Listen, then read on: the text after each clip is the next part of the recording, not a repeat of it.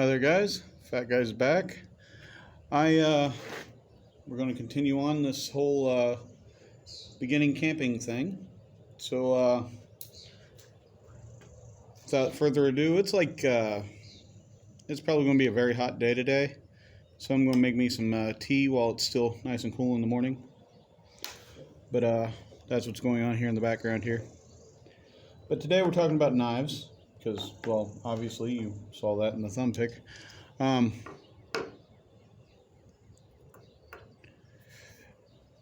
you want to start camping, your knife is probably going to be one of the most important things you use. And you might want to pick that pretty carefully. If you're going to go with a pocket knife, you can probably get away with it without a knife, but I wouldn't suggest it. But if you're going with a pocket knife, I would suggest an older style, something like this. This is a Barlow knife. These are probably going to be kind of hard to find. But yeah, these are, they don't make them like they used to.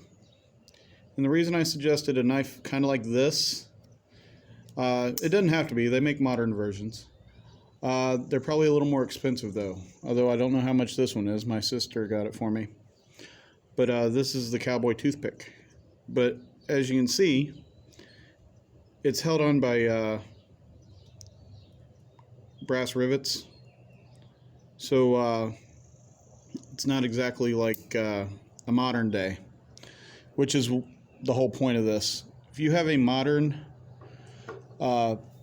spring assisted or just any kind of modern folding knife, they're going to loosen up on you, and most of the time right when you need them not to.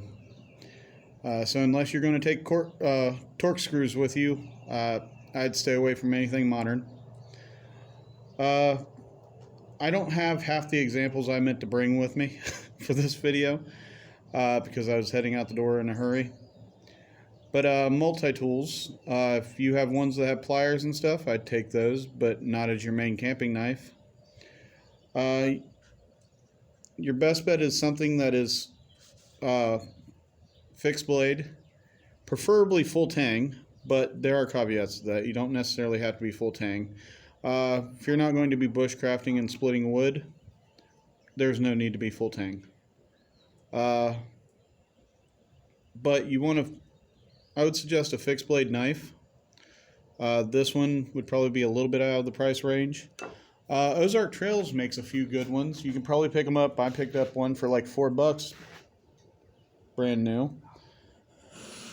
And they also have their paracord knife too, which is probably around $10. Both are good knives once you put an edge on them. That's the thing, is you have to put an edge on them. So what do I carry camping? If I'm on a nice long trip, a couple days, you'll see me with this. This is the Bear Grylls paracord knife. I beefed it up a little bit to fit my hand a little better. But yeah, the reason I do that, the neck knife, is because it's a good full-size knife, well, for the most part. Holds a very good edge. Fixed, full tang fixed blade, obviously. But most of the time I'm wearing sandals and shorts when I'm on long trips like that. So, this is perfect for me.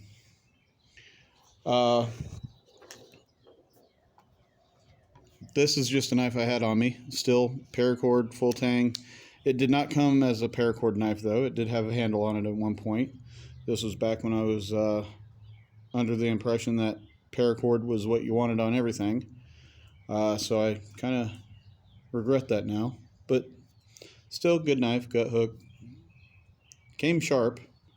And this was, I do believe, $10, and it came with a little folding knife as well. Tractor Supply is very good at finding knives, so if you try to look for a knife there, I would definitely go Tractor Supply. They're very good. My recommendation, though, is the Moore knife. This is the Moore Basic. It is $10 on Amazon. This is the carbon steel version, and I bought it for a couple different reasons. I usually prefer stainless because every time I'm out in the field, it rains. But I want to show you something with this knife that's kind of fun to do and kind of cool. And a lot of survival people like these things because, well, Mora is a really good Swedish knife manufacturer. These are obviously not full tang. They come to about here, but their tang is nice and wide and wiggles quite a bit, so you know this thing is nice and solid. You could probably baton with many other knives. This one is a little thin. This is the basic. It's the craft line. It is it's meant for carpenters, but obviously it is perfect for your first camping trip. Fixed blade, because you never know what you're going to ask of your knife. So a fixed blade knife is most generally what you want. You don't know what you're going to be prying open or what. Price is right. You could hack a lot with this thing. And being carbon steel, it's easy to sharpen up. However, notice the one thing I didn't say about this that you had to do with the other knives, and that is sharpen it. It's because out of the box, it's razor sharp. So you get it like this. This one's obviously been used a little bit because you can tell all the marks on it. But we're going to fix that here in a second. Now, the reason I went with the Mora Basic in the carbon steel version is I want to show you how to do something. And that is force a patina on one of these. Now, take a look at this Barlow knife. This is also carbon steel. It is not stainless. But look at all those markings and pits and stuff. That is a patina. That is a finish on the knife that, you know, just starts to wear down over time, and it actually helps protect the knife. That's not rust, that's actually a patina. And if you force one onto a knife, you can actually make it kind of cool patterned. The reason I got the green finished one is because we're going to try and do a little camo pattern on this blade. So without further, what I was saying about the modern knives, this is a modern stainless steel Remington 25th anniversary knife, built the same exact way as the older knives, but with stainless instead of yeah, I didn't need that finger anyway, with stainless instead of carbon steel. So you can still pick these knives up. They're probably just a little more on the expensive side. Anyway, I cutted my epidermis. Sounds dirty. All right.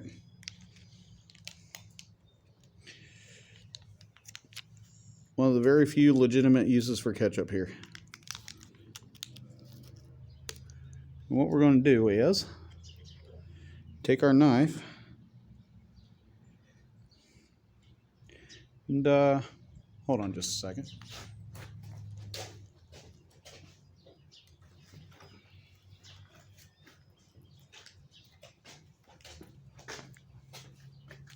As I understand, there is a kind of finish that they put on these to kind of protect them.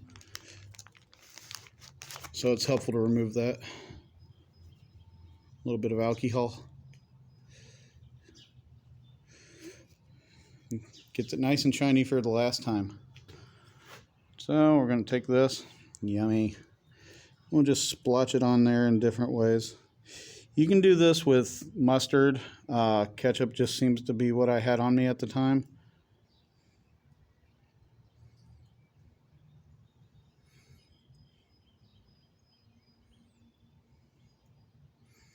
Alright, we're going to leave this on here for about, I don't know, probably a half an hour or so. Should take longer than that, but I have a video to get on with. Now, one thing you'll notice is this is not a good bushcrafting knife because, well, most of your bushcrafters would be upset about not having a non-finished or a finished spine. This is a non-finished spine, which means you can't use this to strike a ferro rod. It's too smooth. But while we're waiting on that,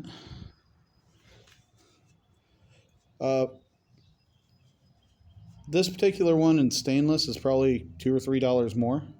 I think it was like $14. This was like $10. So I mean, it's possible to buy it in stainless too if you want to go that route. But this is just a cool little craft that you can do with them. But Mora also sells blanks. They sell the just the knife with the tang, and you can do different things with that. Here is a stainless blank that I put into a 50 caliber cartridge bottle opener, and just filled it with epoxy putty and cut out the bottle opener part. So yeah, this is a damn good knife. This is a great camping knife, especially beginners. So if you're standing around the campfire wanting to open a beer, there you go. So you can do quite a bit with Mora knives, and that is a Mora knife. Kind of out of frame there. But yeah, how about we come back when that Mora is nice and patinaed a little bit. It's been about half an hour. So let's see what we have done. Now you can do this with mustard, anything with acid to it. So anything made with vinegar is a good thing. And we'll take this off here and see it added a little bit of a pattern. But notice how the blade is darker. No longer reflects as well as it did. And that's kind of what I wanted to go with this knife, was just to take away the shininess of it and make it a little more tactical looking. But we're going to go the extra step, and I really should have left that on there, but I wanted to see what kind of results we were getting just out of leaving it there for half an hour. The longer you leave it, the better it will be. And the one thing that you'll notice as this goes along is that there's more friction, which will make this an all-around much better knife, because the more friction you have, the more bite you're going to get out of the edge. It's going to cut in further than without having any friction, like when it was all nice and shiny before. So, with that in mind, let's go with step 2 of this patina. Forgive the what's going on here. Here we have the cup.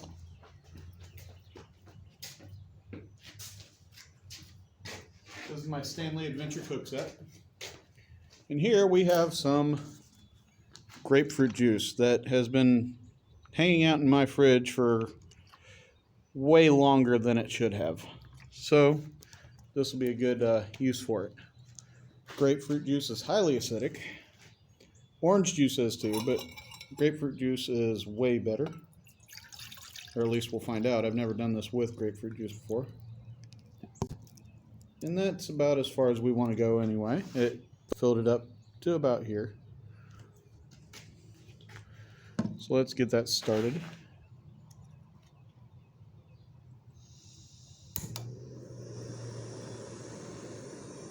All right.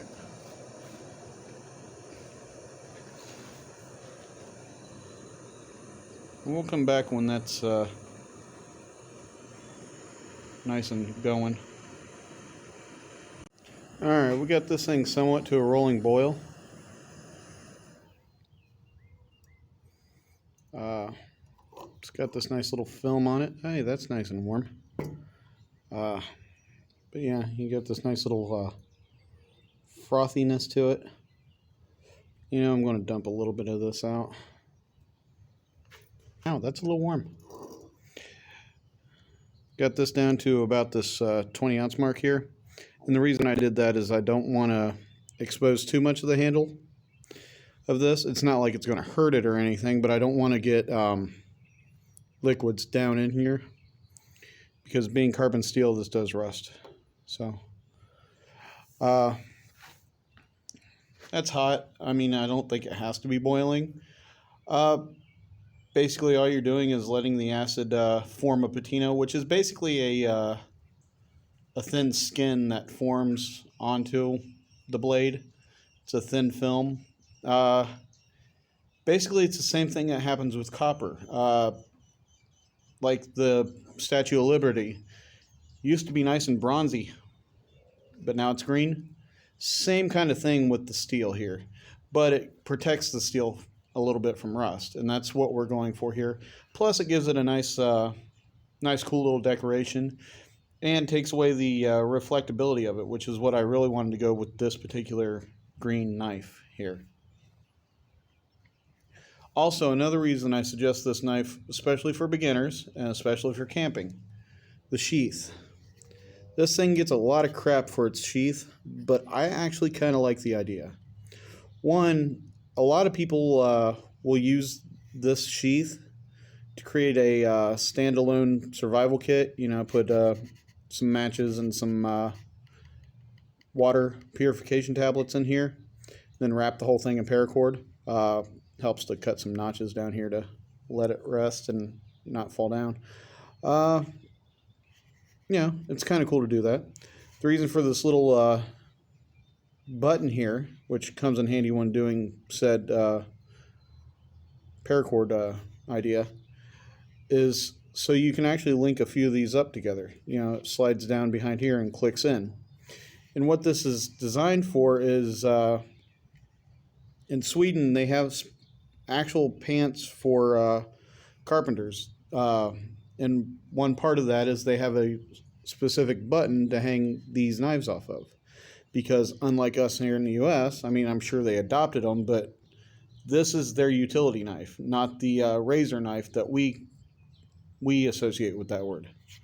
So this is what they're most likely going to be carrying on them. I do know that they probably do carry those razor knives, but let's face it, this thing's more beefier and does the job probably a little better in some cases. But the whole idea is so you can actually chain a few of these onto you.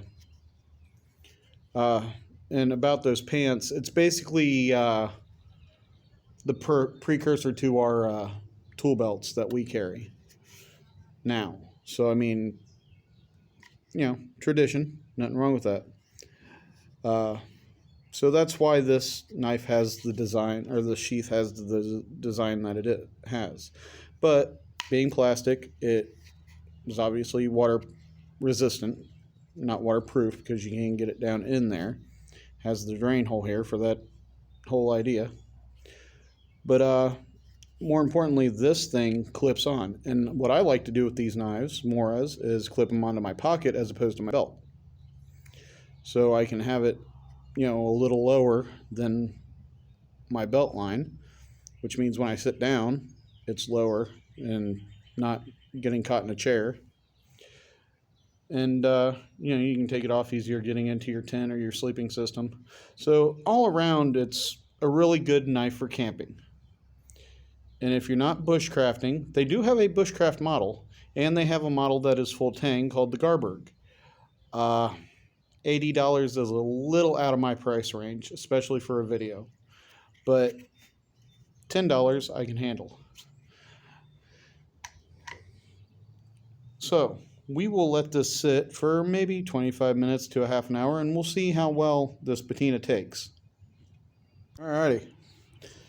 Forgive the beeps in the background. There's a gentleman here who is doing some metal detecting, so it's going to sound like a bad Pac-Man game here for a little bit. Anyway, let's see what we have. It's been about maybe 40 minutes, I'm not sure. But let's see what we got going on here.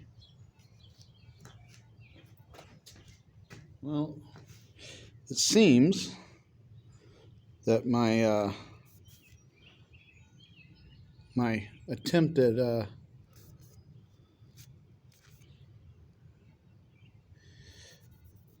camouflage just didn't work. However, the acidity in that grapefruit juice